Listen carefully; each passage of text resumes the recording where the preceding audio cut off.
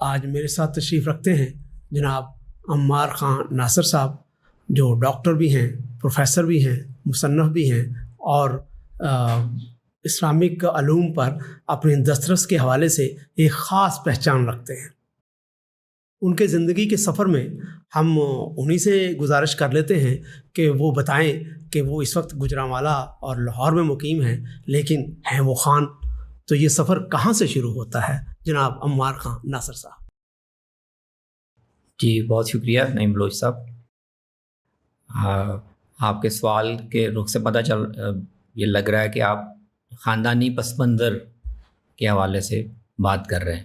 جی، ہمارے دادا مولانا سرفراز خان صفدر اور ان کے چھوٹے بھائی مولانا صوفی عبدالحمید سواتی، یہ تو ان کے وہ نام ہیں جو علمی دنیا میں معروف ہیں، لیکن ان کے پیدائشی نام محمد سرفراز اور عبدالحمید تھے۔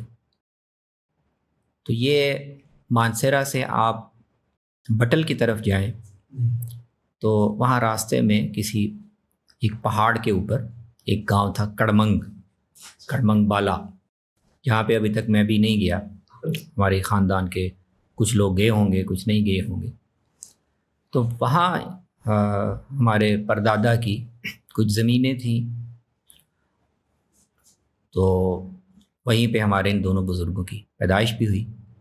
لیکن بچپن میں یہ دونوں، ہمارے پردادا بھی فوت ہو گئے اور ہماری جو پردادی تھی ان کا بھی انتقال ہو گیا، تو انہوں نے یتیمی کی حالت میں کچھ سال وہاں گزارے۔ تو بنیادی طور پر ہم یوسف زئی قبیلے سے ہمارا تعلق ہے، اسی نسبت سے ہم خان کہلواتے ہیں، سواتی یوسف زئی۔ تو بس وہاں سے جب یتیمی کی حالت میں یہ دونوں بچے رخصت ہوئے اور کچھ ایک آدھ سال وہیں کسی مدرسے میں پڑھتے رہے، پھر سفر کر کے یہ گوجرانوالا آ گئے۔ اچھا۔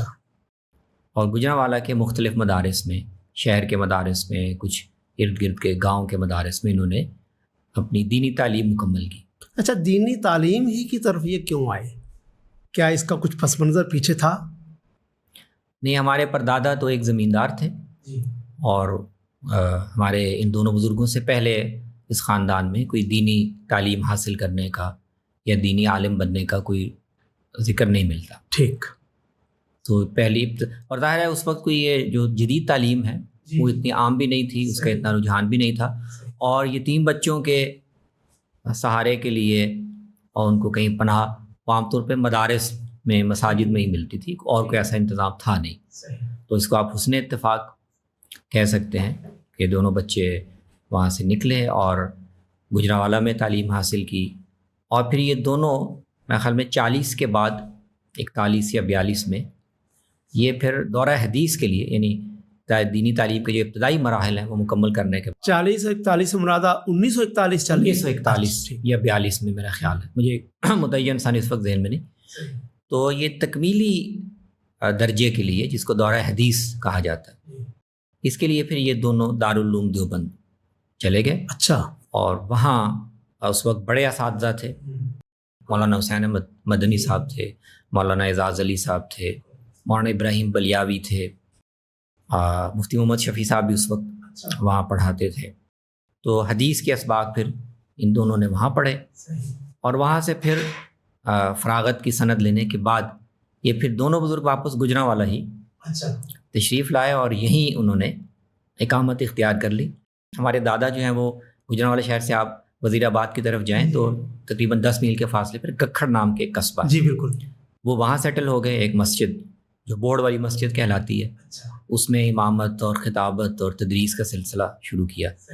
جو ان کے چھوٹے بھائی تھے، جن کو ہم چھوٹے دادا کہتے ہیں، مولانا عبدالحمید صاحب سواتی، وہ گوجرانوالا شہر میں آ گئے، اور پاکستان بننے کے بعد 1952 میں ایک مدرسہ، بڑا مدرسہ قائم کیا گیا، مدرسہ نصرت العلوم کے نام سے۔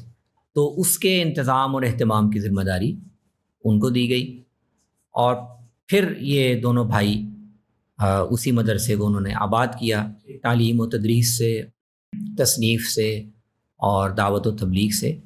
تو یہ میں نے مختصر پس منظر آپ کا کہ ہم خان کیوں کہلواتے ہیں۔